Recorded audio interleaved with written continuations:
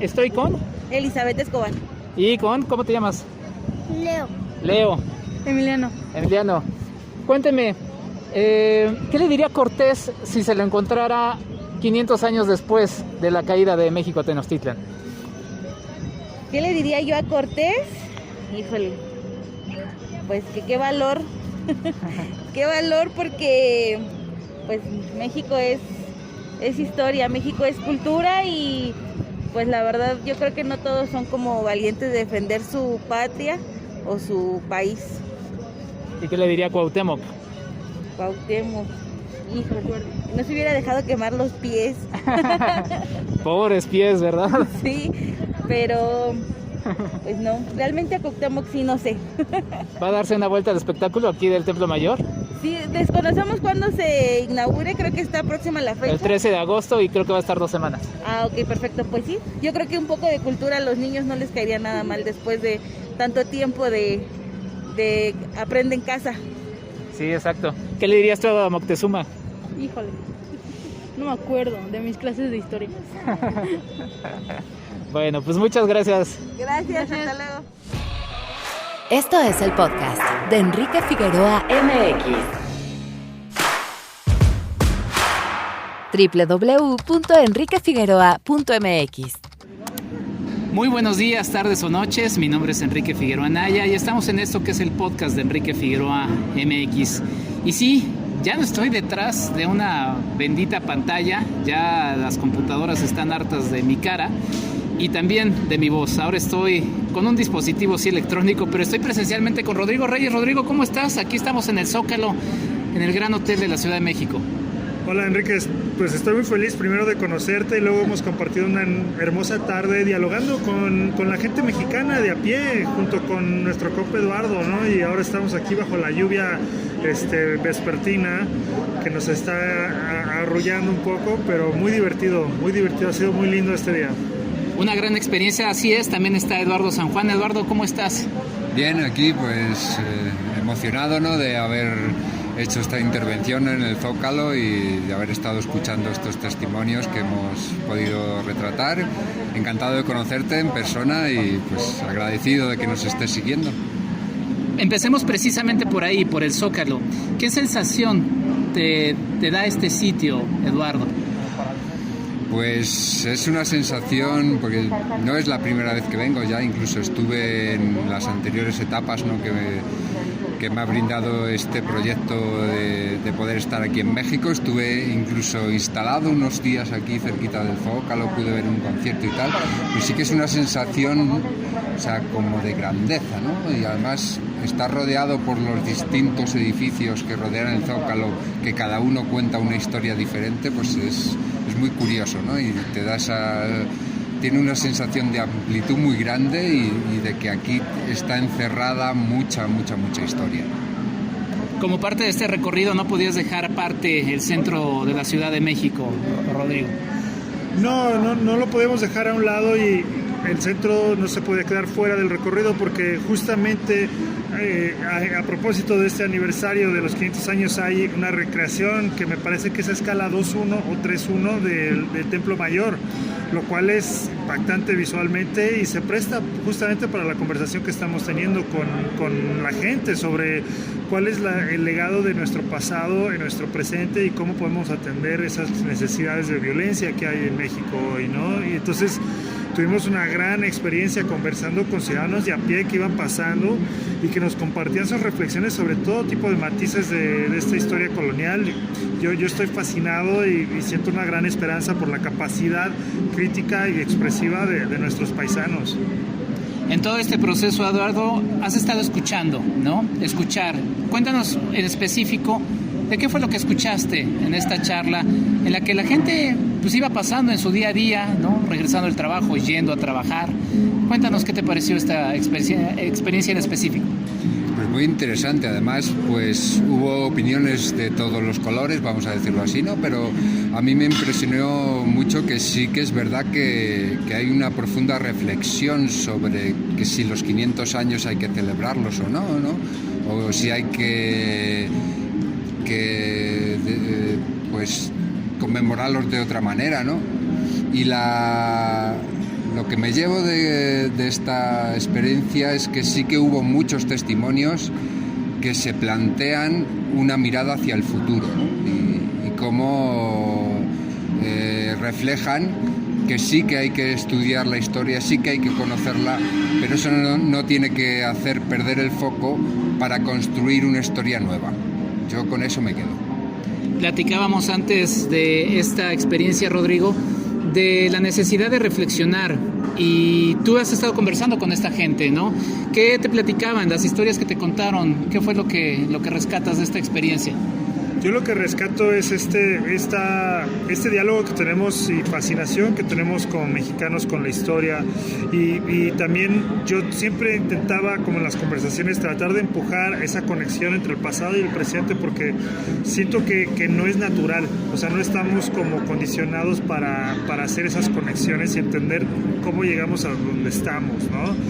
Pero ya empujando un poco, la gente se detonaron muchas reflexiones muy interesantes. Por ejemplo, un chico que le pregunté así un poco provocativamente qué graffiti marcaría él en digamos, los costados, los taludes de este templo mayor recreado, renacido, y dijo que elegiría 3 palabras, ¿no? Resiste, persiste y sonríe, ¿no? Que nos habla mucho, y es algo que vimos con otros jóvenes, ¿no? Nos habla mucho de esta tenacidad que tienen los jóvenes para exigir que todo sea distinto, ¿no? Que las cosas cambien, ¿no? Que ya hay una inconformidad arraigada en los jóvenes, pero sana, ¿no? Es una guerra amorosa la que están librando, y yo tengo... Me voy con mucha esperanza, ¿no? de esta charla, porque siento que a pesar de que hay mucho fracaso a la hora de atender especialmente la violencia en nuestro país, la violencia expansiva, también tenemos esta gran posibilidad de nuestros jóvenes que pues ya están hartos, y además tienen como la capacidad crítica de entender el por qué están hartos, ¿no? Y creo que es una generación que va a venir a intervenir en nuestra vida para bien.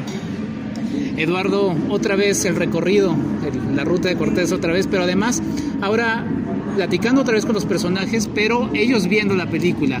¿Qué te llevaste de lo que va de recorrido, que todavía les falta en aunque ya llegaron a la Ciudad de México, todavía harán otros pasos, pero qué te llevas de esta ruta otra vez? Pues sí, me llevo un ápice, ¿no? de esperanza, pues a lo que comentas, ¿no? De que hemos estado viendo la película con las personas que aparecen en ella. Hay una reflexión común entre ellos, pues no solo han visto sus historias en la película, sino que han visto otras. Y esa reflexión es que pues es de empatía, ¿no? Y de ver cómo en 499 se reflejan más de una historia, y cada una de estas personas, al verlas, se sienten identificados y apoyan, ¿no?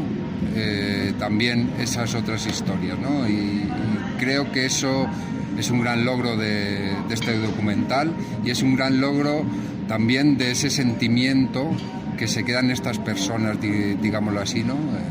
Que han participado en la película en común, ¿no? Pues luego cada una tiene sus particularidades, pero sí que es verdad que el comentario así común entre todas las personas que han participado ha sido la solidaridad, ¿no? Entre todos los casos que se presentan en ella. La historia es importante en tu familia, Rodrigo, y pues esta experiencia de vestir una vez más a Eduardo en el centro, en el marco de los 500 años de la caída de México Tenochtitlan, con este templo mayor que ya mencionábamos, con también la serie de decorados que recuerdan esta ciudad que pereció hace 500 años. ¿Qué significado tiene para ti? Para mí primero es un gran regalo como personal, ¿no? En el plan más egoísta, convivir con mi hermano Eduardo, ¿no? O sea, ha sido de verdad un regalazo, ¿no? De que se venga de España, que estemos otra vez en el camino, sufriendo y divirtiéndonos y gozando lo que es el arte cuando se prende la chispa, ¿no? En vivo, con personas de verdad. Y revestirlo, de repente te das cuenta, ¿no? De que es un símbolo que fascina, ¿no? La gente se hacía cola para tomarse fotos con él. todos querían hablar con él. No hay como este rencor o esta agresividad, sino más bien esta idea de cómo conectamos, ¿no? Y muchas personas hoy lo mencionaban, ¿no? De que nos toca hacernos cargo, ¿no? Y pues ya pasó esta historia, ya somos un pueblo híbrido, tenemos que manejarlo, ¿no? Y nos corresponde a nosotros. Y me gusta eso porque Eduardo en personaje, digamos, no tiene que hablar, solo con su mera presencia detona todas estas reflexiones, ¿no? Y hubo un momento genial en la charla donde un señor le apuntaba a Eduardo, un señor ya mayor y sí con carácter, ¿no? Y con mucha personalidad, le apuntaba así, pero vigorosamente hacia la armadura, ¿no? Con su dedo y criticaba esa idea de echarle la culpa a los españoles de todo, ¿no? O sea, como que es una idea que él estaba como desmantelando de una manera muy, muy básica, ¿no? Es imposible que este cuate sea el culpable de todo, ¿no? Ya tenemos que dejar eso, ¿no? Tenemos que salirnos de esa dinámica, que es más bien como psicológica, quizás intelectual en México, ¿no? De que a menudo nuestra interpretación histórica se recorta, ¿no? Se recorta y se queda en los españoles como villanos, y es un debate que ya no da fruto de nada, ¿no? Ya no nos sirve para nada, pero de nuevo me quedo con esta fascinación, ¿no? Al final de la charla, por ejemplo, vino un tipo impresionante que había estudiado arqueología. Para mí tiene pinta de profesor, el profesor Eduardo Soto, lo voy a llamar, y dio un análisis impresionante como del futuro del ser humano como una humanidad compartida, ¿no? Donde todos estos símbolos del Palacio de Gobierno, la Catedral, el Templo Mayor, se resquebrajan, ¿no? Y hay que reinventarnos, ¿no? Y él rescataba mucho la figura de Quetzalcóatl, lo cual me parece muy fascinante porque lo emparentaba con Buda y con Jesucristo y con otras figuras en términos ideológicos, ¿no? Esta ideología de compartir una humanidad, ¿no? Y de caminar juntos, que creo que es el futuro, es la esperanza que tenemos hacia el futuro, ¿no? Eduardo, finalmente ponerse el casco. Cuéntanos de esa experiencia, la armadura. Ahorita estábamos sentados en la mesa, quitársela también es otro asunto, pero ponérselo, cuéntame un poco de eso. Pues sí, pues me trae muchos recuerdos, ¿no? de todo el rodaje, e incluso hacer esta intervención que hemos hecho hoy un poquito más larga, porque sí que es verdad que en esta gira que estamos haciendo sí que me vuelvo a poner, ¿no? Me vuelvo a convertir en ese conquistador, pero de una manera muy leve, ¿no? Y pues haberla llevado un tiempo más, pues me hace recordar muchas cosas, la verdad. Pues un poquito de incomodidad, eso no te lo voy a negar. En particular el casco, además, se clava, digámoslo así, ¿no? En la cabeza, pero contento de haber vuelto a encarnar este conquistador, de haber vuelto a hacer surgir de alguna manera, aunque solo sea con esta presencia, ¿no? De este personaje que hemos creado, pues todas estas opiniones, reflexiones, además que son muy importantes. Yo creo que son muy importantes reflexionar sobre lo que ha pasado para poder saber lo que está pasando y poder construir lo que va a pasar. Pues muchas gracias, Eduardo. Rodrigo, antes de despedirnos de tu participación, porque todavía voy a pasar con parte de tu equipo, el que te ha acompañado en la ruta, y también dos más que te han acompañado también en el proceso de la película. Sí, mira, Enrique, yo me quedo con estamos aquí en la terraza, ¿no? Del Gran Hotel, y estamos viendo literal la región más transparente, ¿no? Y mientras Edu estaba reflexionando, yo me quedaba mirando hacia el oriente, viendo los aviones bajar, ¿no? Esta piedra del Tezontle que está brillando un poco con la lluvia. Es un paisaje hermosísimo, ¿no? Con este azul límpido, ¿no? Y te das cuenta del gran potencial que tenemos, ¿no? De reinventarnos dentro de un entorno, ¿no? De que todo está ahí, ¿no? Debajo de la superficie, ¿no? Como un palimpsesto. Y pues les invito a los que escuchen que reflexionen sobre la historia en ese sentido, ¿no? Como esa potencialidad, ¿no? Eso es la energía que me deja el día de hoy. Bueno, y antes de despedirnos, justamente esta dinámica terminó con lluvia. Y el agua también termina siendo muy importante en 499, ¿no? Se habla de una ciudad que fue conquistada, estaba en medio de un gran lago. Y también hay una escena, no quiero echar ningún estropeo, muy dura en la que justamente el agua se combina con otro elemento que también pues, fue muy importante y muy doloroso en ese momento. El agua, cuéntame un poquito de esta relación y que además haya terminado así, también la experiencia creo que fue muy profético, cuasi poético. Sí, es genial cómo el dios Tlaloc nos dio chance de hacer estas intervenciones, estas entrevistas ahí en la plancha del Zócalo, y al final cuando justo llegó el análisis más cósmico, más expansivo, cayó la lluvia, al final como diciendo servidos, ¿no? Y yo creo que nuestra relación con el agua hay que reconstruirla, ¿no? Porque los mexicas y todos los pueblos originarios tienen una relación impresionante con el agua en la cuenca del Valle de México, ¿no? En la náhuatl había esa relación de equilibrio con el agua y esta coexistencia con el agua. Justamente a día de hoy, pues la Ciudad de México tiene un problema tremendo de agua, ¿no? A pesar de la lluvia, en la Ciudad de México tenemos un problema tremendo de suministro de agua, ¿no? Porque en lugar de ser un lago hermoso, cristalino y turquesa, ahora es un plato de concreto, ¿no? Y el agua se corre y no se capta, ¿no? Entonces creo que es un buen símbolo, ¿no? Para esta necesidad de hacernos cargo de nuestro momento y de imaginar otro futuro. Eduardo San Juan, no nos despedimos, todavía nos veremos en la última parada de este recorrido. Muchas gracias como siempre por tu presencia aquí y muchas gracias por tus palabras. Gracias a ti, y ha sido un gusto conocerte, como digo, y muchas gracias por seguirnos y hacernos esta gran cobertura que haces. Muchas gracias a ti, Eduardo. Y Rodrigo, nos despedimos momentáneamente, también voy a charlar con tu equipo, pero muchas gracias. Muchísimas gracias, Enrique, es un placer caminar contigo y espero verte en la siguiente parada. Ahí nos estaremos viendo. Yo voy a hacer una pausa. Están escuchando esto que es el podcast de Enrique Figueroa MX. Estamos en los especiales de 499 de Rodrigo Reyes. Vamos a pasar a platicar un poco con el equipo que lo ha seguido y también con el equipo que lo acompañó en la película. @Enrique Figueroa MX en Facebook y en Instagram. Y con la vista al Zócalo de la Ciudad de México, estamos desde el Hotel de la Ciudad de México. Estoy con Moisés y con Fernando, me costó un poquito de trabajo sacarles algunas palabras, pero son breves. Ellos están siguiendo a Rodrigo Reyes desde el comienzo de su aventura en este recorrido en particular, que fue en el puerto de Veracruz. Moisés, ¿tú qué haces y en qué lo has estado siguiendo? Y cuéntame un poquito de la experiencia. Pues yo hago producción y hago making of. Y para mí fue un placer que Rodrigo me invitara a participar en la gira. Bueno, para mí, yo no había visto la película, había visto partes, pequeños fragmentos, pero no la había visto completa hasta que la vi en la gira, cuando iniciamos la gira. Entonces para mí también ha sido muy importante porque no había visto la obra completa y cuando uno ve los pedazos de edición que son como por fragmentos, a veces no se da uno la idea de cómo va a terminar, ¿no? Entonces verla en la gira me sorprendió y también me invitó a mí también a la reflexión, ¿no? Como parte del crew, ¿no?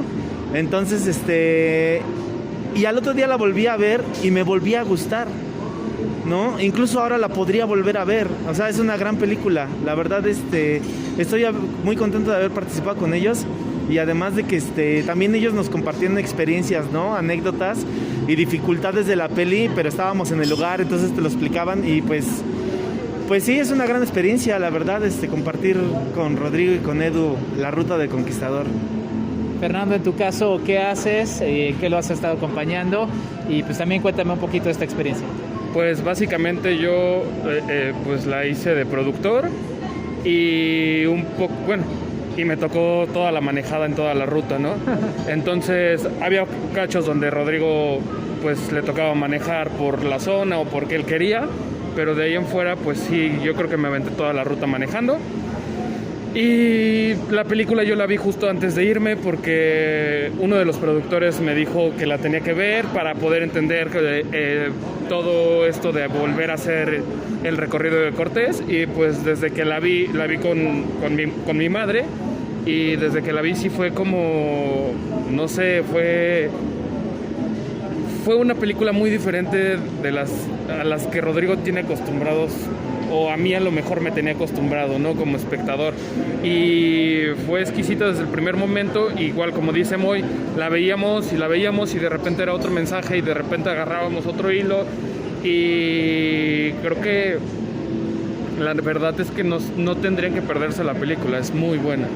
Les agradezco mucho, Moisés, muchas gracias. Muchas gracias. Muchas gracias, Fernando. Sí, gracias a ti. Nosotros seguimos en este especial 499 en el Zócalo de la Ciudad de México. Vamos a hacer una pausa, seguimos platicando con los protagonistas de esta gira. @EnriqueFAMX en Twitter. Y ya para casi cerrar este episodio estoy con Manuel Medina, que fue el contacto para ubicar al crew de 499 aquí en el Zócalo de la Ciudad de México.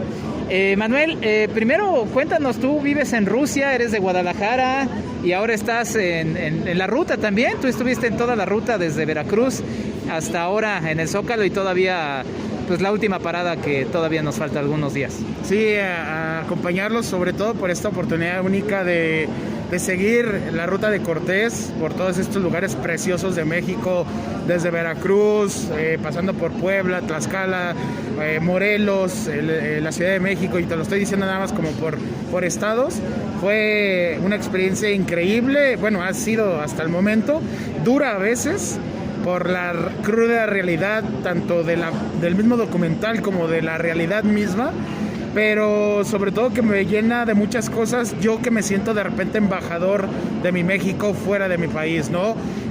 Alguien que aprendió a hacer tortillas a mano, porque en Rusia no había, alguien que va a Europa de trabajo y de repente se encuentra una salsita y no la compramos, pues ese tipo de cosas, ¿no? Pero también obviamente tampoco ocultar lo que sucede en nuestro país, pelear. Yo trabajo en conjunto con Transparencia Internacional, que es uno de los patrocinadores en este caso de la ruta, precisamente, ¿no? Porque es una ONG que pelea para destapar toda esta corrupción que hay en el mundo, no solo en México, sino en muchas partes del mundo, destapar esta corrupción para poder vivir mejor, porque la corrupción siempre le pega a los que tienen la voz más callada de alguna manera, los que no hacen tanto ruido a veces, es a los que más le pega esta corrupción, y por eso a mí me interesó mucho lo que es el documental 499, precisamente por eso, ¿no? Porque habla mucho de esta corrupción, de los migrantes que se enfrentan a la corrupción, de las cuestiones de las investigaciones, de los feminicidios, etcétera, etcétera. Entonces era una oportunidad única. A raíz de la película, a raíz de esta ruta que has emprendido también, ¿cuál dirías? Y también digo, no lo están viendo, lo subiré en mis redes, pero estamos realmente viendo con una vista privilegiada la plancha del Zócalo, con este templo mayor de juguete que pusieron en la plancha principal. Pero ¿cuál sería para ti la reflexión a 500 años de la caída de México Tenochtitlan? Yo creo que era algo... te voy a contar una anécdota rapidito. Yo hago mucho periodismo deportivo. Esta vez estoy siguiendo esta ruta porque me gusta salir de mi zona de confort, y sobre todo porque de repente en el periodismo deportivo, al ser relativamente ligero, no es tan pesado, no es tan crudo, no enfrentamos muchas realidades y vivimos en una especie de burbuja, los periodistas deportivos, los espectáculos, etcétera, etcétera. Pero yo, siendo de periodista deportivo, algo que me di cuenta era, ¿cómo lo puedo explicar?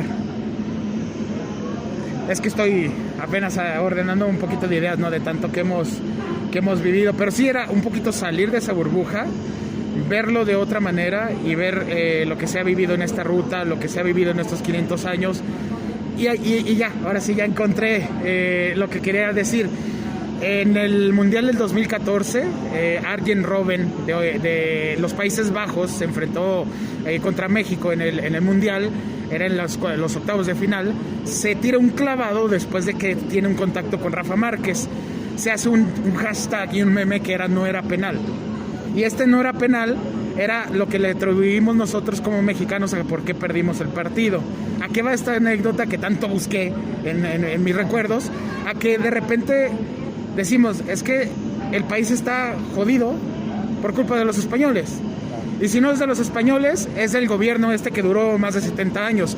Y si no es de ese gobierno, es del gobierno actual que tiene pocos años. O sea, siempre estamos buscando culpables. Y si algo viene esta ruta es que precisamente la gente más afectada a veces ya ni siquiera busca el culpable, simplemente busca que no se repita. No quiero spoilearles el documental, obviamente, para que lo vean como se merece, pero muchas de las voces que hemos visto en este documental decían, es que yo no quiero venganza, yo no quiero venganza, yo quiero justicia. Y una de las personas también decía, es que yo no quiero venganza, yo simplemente quiero que no se repita esto. Entonces eso yo creo que a mí me dejó mucho esto del documental, de la conmemoración de los 500 años, es que siempre estamos buscando culpables, pero si nos hacemos responsables de lo que se nos heredó, igual se nos heredó algo, un país roto, un país en ruinas, pues trabajamos con un país en ruinas, pero el seguir culpando a la gente ya 500 años después, pues es lo más fácil, ¿no? Como Arjen Robben, no era penal, pero nunca dijimos que se nos fue el partido de la mano, nunca dijimos que el parado táctico de Miguel Herrera en ese entonces no funcionaba, etcétera, etcétera. Entonces, es simplemente dejar de culpar a otros, agarrar lo que se nos dio, bueno o malo, y ya depende de nosotros lo que lo vamos a hacer, si lo vamos a hacer bien o lo vamos a hacer mal, pero es de cada mexicano. Muchas gracias, Manuel Medina. Me estaba acordando de este meme que salió justamente a raíz de ese evento futbolístico que decía día tal y no era penal, ¿no? Pues sería algo así como año 500 y no era conquista. Muchas gracias, Manuel, y seguiremos tu paso muy de cerca. Prontamente también te tendremos en este podcast. No, muchas gracias a todos y espero que sí les ayude esto a reflexionar de lo que es nuestro México pasado, presente y futuro. Nosotros hacemos un último corte para ir con una última charla en este especial de 499. El episodio se llama Zócalo de la Ciudad de México. ¿Quieres ayudarnos a hacer más contenido? Tu apoyo es fundamental. Entra a www.patreon.com/Enrique Figueroa MX y elige entre las muchas recompensas que tenemos para ti. Desde un agradecimiento en este podcast hasta tu participación en un cineclub en línea donde tú puedes elegir el tema. Además de 50% de descuento en nuestros cursos, talleres y tours. ¡Únete! Sé parte de esta comunidad. Y como última parada estoy con Adrià Camañ Huizán. Le pasé el micrófono porque la verdad no lo podía pronunciar bien. Adrià, tú hiciste el sonido de la película 499. Ya también platicaremos con el responsable también de la música, pero bueno, estuviste también haciendo el sonido particularmente de esta experiencia aquí en el Zócalo. Pero platícame rapidísimo, si quieres muy brevemente, cómo fue el contacto con Rodrigo, cómo fue toda la labor que estuviste haciendo en 499, el documental. Sí, yo Rodrigo lo conozco en un desarrollo de proyecto de ToxMX, de un festival de cine en que yo estaba trayendo un proyecto como director. Él ahí me conoció y ya supo como mi desarrollo como sonidista en otros documentales y me propuso que me juntara al proyecto y yo me acepté muy ilusionado porque el proyecto me parecía muy interesante. ¿Y qué particularidad tuviste en la producción de 499?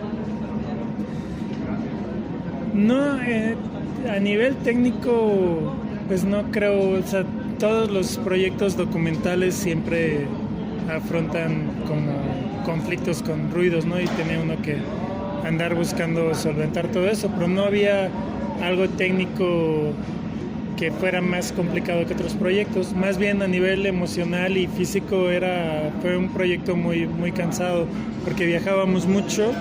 Fue desde el principio, fue muchos días de trabajar y de viajar y emocionalmente fue muy duro porque fue muchas anécdotas y muchas circunstancias que recibíamos, que nos contaban, que eran muy, muy difíciles y como sonidista, pues el sonidista es el que está más directamente junto con el director, es el que está más cerca de la persona y el que escucha, tú tienes que escuchar todo, entonces Luego hay otras personas en el crew que no están tan directamente dentro de la escena, de donde sucede, donde se narra los sucesos, ¿no? Pero como sonidista tienes que escuchar todo y sí, emocionalmente va uno lastrándose. Y encontraste esta experiencia que tuvimos aquí en el Zócalo, ¿cómo la viviste? Además de que también tuviste que lidiar ahí con un ruido mientras están montando este templo mayor. Es muy interesante porque los diferentes puntos de vista son todos complementarios, porque no hay una verdad en cuanto a la conquista y a las consecuencias de la conquista y al presente de México. No hay como una persona que tenga la verdad o un libro, no hay nada que sea completamente cierto, ni una idea que sea completamente auténtica. Entonces el conjunto de ideas es lo que desarrollan la complejidad de que es el México del presente. Adrián, pues muchas gracias y mucho éxito también con tu propia carrera. ¿Dónde podemos seguir tu trabajo también? Bueno, ahorita yo como sonidista ya hay varios proyectos que vienen en camino. Ojalá pronto se sepa, y como director pues estoy filmando un proyecto que ojalá en un par de años ya se pueda ver en las pantallas. ¿Nos puedes adelantar algo de él? Sí, tiene que ver con el ferrocarril y con los trabajadores del ferrocarril. Entonces es un viaje a través de las vías que narramos junto con ellos. Muy bien, pues mucho éxito, y aquí en Enrique Figueroa MX estaremos siguiéndolo muy de cerca. Muchas gracias. Pues muy bien, yo así acabo este episodio especial de 499 en el Zócalo de la Ciudad de México, justamente con la vista de la plancha principal, con este templo mayor de juguete, el verdadero, por cierto, a un costado de la Catedral Metropolitana, sí, con reducciones de presupuestos para su cuidado, pero bueno, son muchos de los elementos que todavía nos quedan para pensar en este México contemporáneo. Mi nombre es Enrique Figueroa Anaya, este es el podcast de Enrique Figueroa MX, todavía nos quedan más episodios de 499, todavía nos faltan más paradas, sigan toda la ruta en Somos Piano, sobre todo en su Facebook. Hasta la próxima. Gracias, Adrián. No, perdón, estoy más acostumbrado a escucharte hablar. Exacto, sí. Esto fue el podcast de Enrique Figueroa MX. Hasta la próxima.